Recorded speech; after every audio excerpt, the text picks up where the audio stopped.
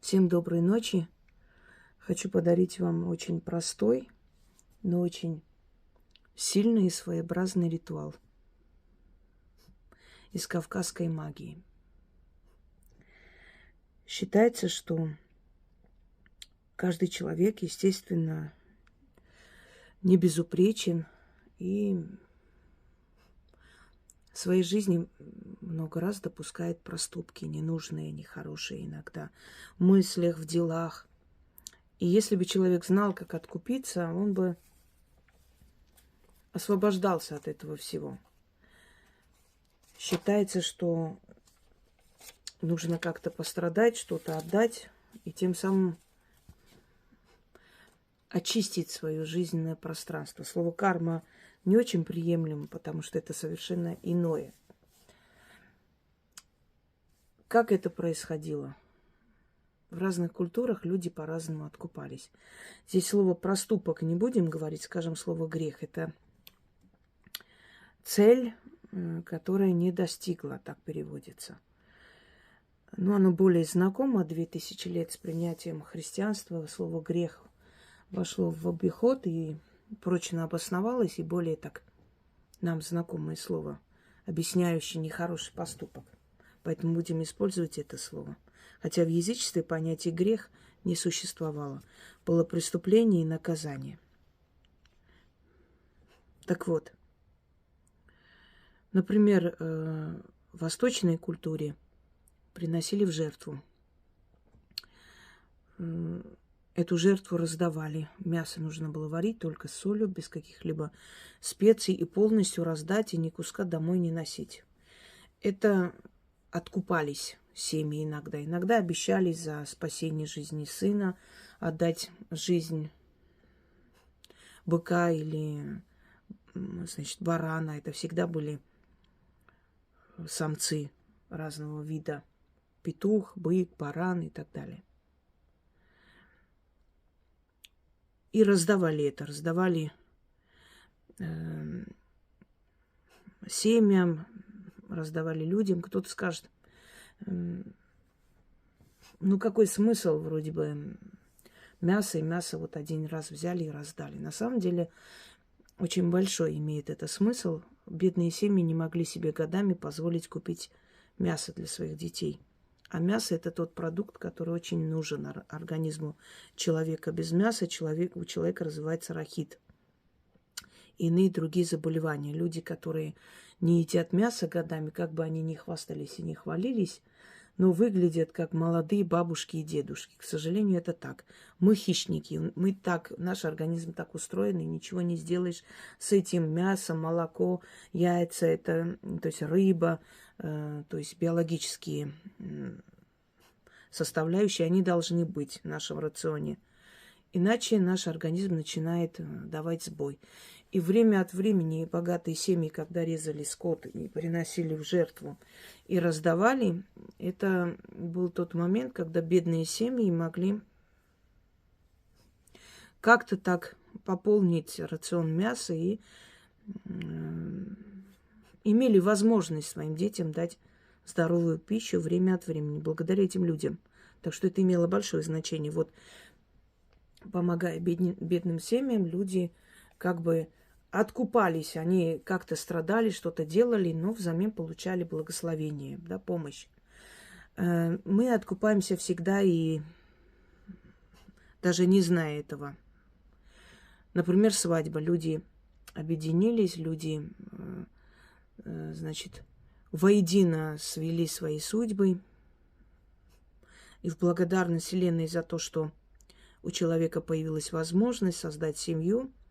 Ведь не все люди рождаются здоровыми, не всем можно вступать в брак, и вообще не у всех есть способность, скажем, поддерживать отношения половые, здоровые, какие положено нормальному здоровому человеку в браке или в союзе.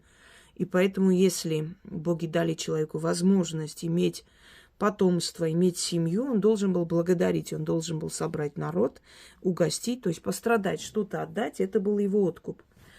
Рождается ребенок, медсестре подарок, врачу, родственники собираются, близкие люди. Кто-то вообще празднует широко. Если после 5 девочек родился сын, он вообще накрывает столы в ресторанах, угощает людей. Он чем-то пострадал, что-то отдал, откупился. Мы всю жизнь откупаемся. Это архетип в голове. Нам кто-то сделал добро, нам хочется сделать взаимно. Ребенка увидели, хороший такой, пухленький, краснощекий, целуем, обнимаем. Нам хочется что-то дать этому ребенку. Конфету, мороженое, куклу купить, ну, не знаю, что-то там дать. Яблоко угостить. Почему? Потому что мы хотим откупиться за то удовольствие, которое нам доставили, эстетическое удовольствие. Мы откупаемся, мы это не понимаем. Нам кажется, что мы просто хотим делать доброе дело ребенку. Ну, ребенку положено какой-то подарок подарить. А на самом деле это архетип. То есть то, что осталось у нас из поколения в поколение, это память нашей крови, генетическая память. Это неосознанное подсознание внутри нас управляет нами. Или там, не знаю, ну кто-то нам сделал что-то хорошее, нам тоже хочется взаимно, чтобы мы не были должны. Понимаете? Это правильно. Правильный человек так живет. Когда люди, например, мне пишут, я знаю людей, которые постоянно откупаются, благодарят и прочее, и у них всегда хорошо. На самом деле так. У них все время. Это же не миллионы, это там какие-то определенные там маленькие суммы, которые люди хотят поблагодарить, отдать. И они, вы знаете, вот мне простили долг, я хочу откупиться. И я смотрю, люди, которые постоянно откупаются, у них хорошие какие-то, хорошие вещи происходят в жизни. То работу найдут по душе, какое-то занятие начинает им, предложение какое-то приходит человеку. То есть, и они постоянно пишут и откупаются, благодарят за какие-то новые свершения в жизни. А есть люди, которые все время пишут, вот это вот так, вот посоветуйте. Ну, посоветовала, решили проблему. Потом опять посоветуйте, опять. Я говорю, один раз в жизни попробуйте откупиться. Энергию за энергию отдайте. Хоть как, неважно. У вас эти проблемы закончатся, остановятся. Пока вы не, скажем так, не срезали эту нить, не откупились, не обрубили эту связь этой проблемы, она будет все время к вам возвращаться. Один раз сделаете, разные предлоги, разные причины найдут, и они это не сделают. Потом опять, вот, вы знаете, вот помогает на время, потом опять как-то что-то опять начинается. Даже не знаю. Я говорю, хоть раз откупились, вот в прошлый раз я вам посоветовала. Ну, я сейчас вот не могу, я что-то позже вот как бы... И когда это те люди, которые тебе пишут, что вот дом как-то вот как продать, объясняешь, продали дом. А вот теперь вот продали дом, а вот хочется еще что-нибудь, вот не можем найти по подходящей цене. Помогаешь, объясняешь, нашли по подходящей цене благодаря твоим работам. Вселились туда, а вот что-то мебель не могут. Это люди, у которых всегда есть возможность, но они всегда откладывают и на завтра, потом. И у них всегда будут проблемы, потому что они только берут у Вселенной. А люди, которые кормят кошек, собак, пристраивают, помогают, в общем, делают постоянно добрые дела. Они не просто так это, они понимают, что взял, отдай, это даже не равноценно. Одно дело, когда у тебя миллионные сделки заключаются, другое дело, если ты собаке на улице там корм купил или забрал эту собачку, вылечил, потратил 10 тысяч и пристроил. А через некоторое время у тебя более большие такие сделки. Не понимают люди. Они все время тянут под разными предлогами, лишь бы не сделать добро, лишь бы обратную связь не налаживать, лишь бы самим ничего не дать этому миру. Они любят только пользоваться. А уж тем более, если в открытом доступе все там работы, лекции, чьи-то другие работы, лекции, чьи-то другие там. Они ищут всегда бесплатно. Акции, чтобы были. Пойти в ресторан и обязательно посмотреть, а есть вот что-то еще, помимо вот этого, что-нибудь, какой-нибудь подарок. И, как правило, это люди, которые способны отдавать и платить. Но они этого не делают. Так вот, издревле понятие откупиться, сделать добро, отдать взамен, что-то там сделать хорошее и прочее, прочее, оно, ну, это не пустой звук. В израильской традиции вот этот вот козел отпущения, о чем сказано, люди связывали к рогам козла, писали все свои грехи, откупались храму, откупались бедным семьям при этом. Этого козла отпускали со всеми грехами. Считалось, что как только звери порвут этого козла, все грехи простятся. Но не только потому, что они грехи там понаписали и отправились с этим козлом. Нет, еще потому, что они помимо этих грехов, оценивая ситуацию, они еще, ну, то есть в денежном плане, материальном помогали всем, то есть откупались. В Древнем Риме, когда проводили праздник Фортуны, то окрашенные в золотую такую пыльцу быков выводили, вот эти золотые быки шли, отсюда и телец, золотой телец. Позже поклонение золотому тельцу, это все из древнего, ну вообще древней Месопотамии, Рим взаимствовал это, когда начались вот эти все завоевательские войны, очень много оттуда взаимствовано культурных каких-то там традиций, обычаев и так далее. И вот они выводили этих быков, и люди должны были кидать монеты этим быкам. Считалось, что если кто попадет на этих быков своими монетами, тот получит благословение фортуны. Почему это делалось? Сзади шли жрецы, которые эту монету собирали, а потом этими деньгами помогали бедным семьям. Кому-то дом строили. Раньше что же люди, там дома горели, раньше тоже люди болели, раньше тоже люди хотели отдать своих детей в какие-то школы при храмах и так далее. И вот сзади шли жрецы, в отличие от наших современных религий, они не себе в карман клали, они жили аскетично, они собирали и этими деньгами помогали бедным людям. Вот это был откуп, понимаете? Все было организовано правильно, как должно было быть. То есть, отдавая определенную энергию, они понимали, что это возвращается добрыми делами. Итак, на Кавказе была такая традиция, когда человек, работая, стараясь, просто не мог никак получить вот эту денежную энергию, нужно было взять колокол, ходить по дому, звенеть и со всего мира собирать монеты. Считалось, что в этот момент все люди начинают откупаться и отдавать человеку, который нуждается в этих деньгах.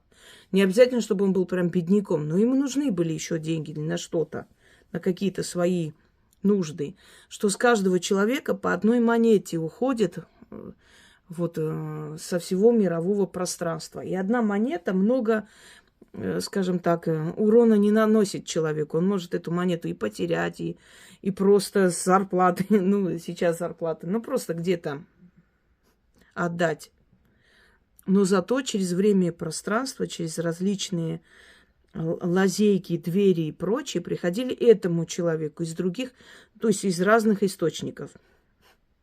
Это, конечно же, символический зазыв денег. Понятное дело, что люди не ходили по 1 рублю, не приносили, не отдавали. Но это действительно помогало человеку, то есть люди поневоле освобождались от своих определенных каких-то проступков и откупались при этом. То есть, ну, где-нибудь могли их обвесить, не знаю, где-то могли больше взять денег, где-то могли они купить что-то, что им не пригодилось, но они потратили деньги. То есть какой-то маленький убыток, ну вот на несколько копеек. Но представьте, по каждому рублю, то есть с каждого человека по рублю со всего мира, по одной монете, это целое состояние. Так хакеры иногда действуют, снимая, да и банки тоже нас обкрадывают, снимая там 10 рублей, 50 рублей и так далее. И ЖКХ также делает. Мы же не пойдем в суд за 100 рублей, правда? А теперь посчитайте по 100 рублей с каждого человека по всей России. Сколько денег они себе гребут. Миллиарды получается. Но мы воспользуемся более благородной целью. точнее, более благородным, скажем так, зазывом. Не будем с карточек снимать, но снимем энергию с людей. Немножечко. Ничего страшного не будет с ними, зато нам прибудет. Они освободятся от каких-то там... Может, на кого-то не так посмотрели, может, сказали не то, может, в душе кому-то позавидовали. Они освободятся от своих грехов, а мы денежки заберем. В наш век, 21, когда деньги стали энергией, гораздо легче их вызвать. Понимаете? Особенно если у людей профессия такая, что они общественные деятели, они там пишут книги, еще что-нибудь. Ну, неважно, даже если продают. В любом случае, кто-то вернет долг внезапно. Кто-то закажет что-то, и у вас начнут деньги приходить. Безусловно, люди не кинутся на вашу карту просто деньги отправлять. Но из разных источников внутри людей пробудится желание купить у вас, поблагодарить вас, если у вас такая профессия там и направленность такая и так далее. То есть вот в виртуальном пространстве эти деньги, эта энергия, которую вы забираете от людей, оно превращается в определенную денежную сумму, эквивалент денег, и постепенно из разных источников к вам приходит. Ведь крадни, когда делают на банки, большие концерны и так далее, на что это рассчитано? Потому что они сами крадут у населения, и им отдать какую-то часть этого украденной суммы, ничего страшного с ними не будет. И вы за это не будете отвечать. Одно дело делать крадни к человеку, что нечестно. Другое дело брать у тех, кто сам ворует. И знаете, если концерн потеряет 100 тысяч, а вам из разных источников придут эти 100 тысяч, они даже не заметят, а для вас это большие деньги. Вот о чем речь. И это приходит в переносном смысле, через пространство собирается как энергия, а когда вокруг тебя собирается огромное количество энергии с каждого человека планеты Земля, это превращается в деньги, в возможности и приходит в твою жизнь. Это происходит в нашем параллельном пространстве. Чтобы вы понимали, как работает магия, как мы создаем этот сюрреализм, а потом он приходит в нашу реальную жизнь, посмотрите как-нибудь на досуге, значит, мою лекцию, называется «Ключ, замок, язык». Там я просто объясняю, как составляются ритуалы и почему они работают. Конечно, любой человек, который посмотрел, не сможет взять составить. Это надо знать все тайны и очень, очень хорошо знать. Но, по крайней мере, будете иметь представление. Это надо. Если человек осознанно подходит к таким работам, к таким ритуалам, заговорам и прочее, когда ты осознанно что-то делаешь, у тебя получается намного лучше. Не в том смысле, что вот так надо, и все, тут и нечего тут задавать вопросы, потому что тебе нечего сказать, ты не знаешь, как это объяснить сам, вот поэтому и орешь. А если ты можешь и знаешь, почему бы людям не объяснять? Сейчас я не буду звенеть колоколом, поскольку у нас который час? 03:47. И поэтому мои бусики, если проснутся, это будет кардебалет. Вон я даже слово сказала, они уже во сне чувствуют. Вот, поэтому, сами понимаете, посреди ночи я не могу.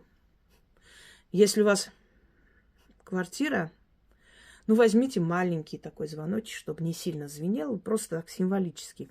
Но если дом, можете спокойно... Вы можете даже детям дать задание. У нас есть такой ритуал, такой заговор с колокольчиком.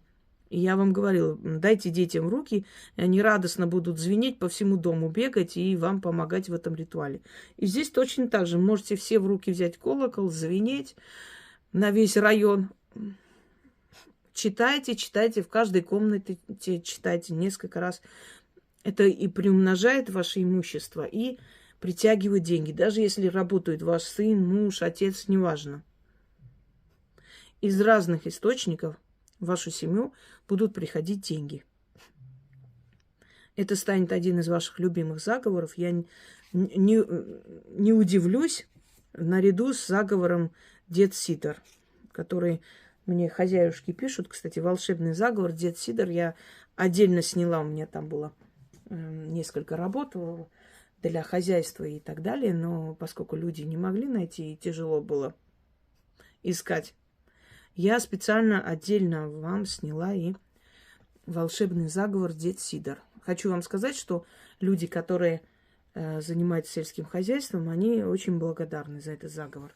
Там у вас кур, гусей, свиней и всего столько будет, что вы не будете знать, куда их девать. Это правда.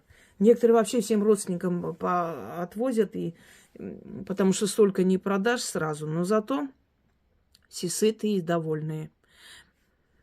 Вот так-то. Жалко, что у меня гусей нету. Я бы тоже почитала. Но если я почитаю, у меня собаки и кошки родят, которые, правда, стерилизованные. Итак. Немного приоткройте окно. Ну, имейте в виду форточка, вот это проветривание. Чтобы это все уходило в пространство. Но летом можете вообще открыть. И начитайте в любое время. Ну, ночью, конечно, мне кажется, не очень стоит это делать, потому что все будут спать. Наверняка, кто и в селе живет, тем более у них полно живности. Ну, днем можете. Можете чисто символически маленький колокольчик взять. Можете вот такой нормально. Он очень мелодично завенит. Это мне на днях подарили. Медь, по-моему. Медь вообще хорошо.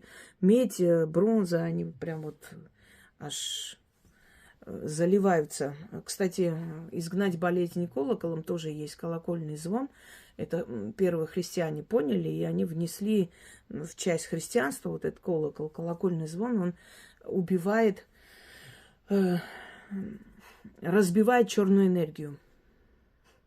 Даже говорили, что некоторые вирусы разбивает вот эту вот структуру этих вирусов, разбивает на лету. Реально. Какой-то запах роз почувствовал, представляете? Запах роз дома. Ни с того, ни с сего. Ну, это какая-то... Вот кто-то сейчас промелькнул, и вот этот запах роз. Ну, ладно. Я не удивляюсь давно, поэтому, как понимаете, одной ногой тут, другой там. Как баба-яга. Начнем. Да не оскудеет рука дающего. Откупайтесь. От грехов освобождайтесь. С миру по нитке. С каждого жителя земли хоть по рублю. Через все пути и дороги. Через все двери и пороги. Идите ко мне, пробуждайтесь. Звон колокола пространство пронзает. В людях щедрость пробуждает. Каждый свою лепту вносит. Духи раскрыли сундуки, со всех монеты собирают и сквозь время и пространство мне отправляют. Просыпайтесь, пробуждайтесь, кошели свои откройте. За всех грехи откупайтесь, творите добрые дела. Что мне положено от мира, то себе и взяла. С миру по нитке, с каждого жителя земли по монете. С вас не убудет, а мне прибудет. На то мы решили. Заклято. Да не оскудеет рука дающего. Откупайтесь, от грехов освобождайтесь. С миру по нитке, с каждого жителя земли хоть по рублю. Через все пути и дороги, через все двери и пороги идите ко мне. Пробуждайтесь. Звон колокола пространство пронзает. В людях щедрость пробуждает. Каждый свою лепту вносит. Духи раскрыли сундуки, со всех монеты собирают. И сквозь время и пространство мне отправляют. Просыпайтесь, пробуждайтесь. Кошели свои откройте. За все грехи откупайтесь. Творите добро. Творите добрые дела. Что мне положено от мира, то себе и взяла. С миру по нитке, с каждого жителя земли по монете. С вас не убудет, а мне прибудет. На то мы решили, заклинаю. Еще скажу, что считается, что у каждого человека есть право, как любому человеку, иметь свое преданное, свою долю с этого мира. И что вы забираете просто свою долю, по чуть-чуть. вам положено. Каждый человек, каждый житель Земли должен вам отдать. Точно так же и вы отдаете им, когда вы где-то что-то теряете, у вас что-то теряется, у вас взяли больше, чем надо, вы купили то, что не надо, потратили зря, потеряли деньги. Считается, что вы кому-то отдали, с вас ушло, но где-то прибавилось какому-то нуждающему человеку, кто-то отдал откуда-то эти деньги, которые от вас ушли. Понимаете? Вот примерно так вот. Ой. Вот отсюда убыло, а туда прибавляется. Ничто никуда не исчезает. С них ушло, вам вернулось. Кому-то будет нужно, начитает, с вас уйдет, ему прибавится. Но по рублю вам урона не нанесет. Но если огромное количество людей по рублю отдадут этому человеку, но придет к вам столько, насколько у вас энергии хватит, попросите получить. Понимаете? Кому-то после этого заговора придет 1 000 000, кому-то 100 000, кому-то 20 000. Но, по крайней мере, дадут столько, сколько вам надо. Духи прекрасно знают, сколько вам надо и для чего. Читать в каждой комнате, читать столько раз, сколько вашей душе угодно, 10 раз, 20 раз, как хотите. Но больше 5 раз. Да не оскудеет рука дающего. Откупайтесь, от грехов освобождайтесь. С миру по нитке, с каждого жителя земли хоть по рублю. Через все пути и дороги, через все двери и пороги идите ко мне, пробуждайтесь. Звон колокола пространство пронзает, в людях щедрость пробуждает, каждый свою лепту вносит. Духи раскрыли сундуки, со всех монеты собирают и сквозь время и пространство мне отправляют. Просыпайтесь, пробуждайтесь, кошели свои откройте, за все грехи откупайтесь, творите добрые дела. Что мне положено от мира, то себе и взяла. С миру по нитке, с каждого жителя земли по монете. С вас не убудет, а мне прибудет. На то мы решили. Заклято. Проведите, результат вас приятно удивит. Всем удачи!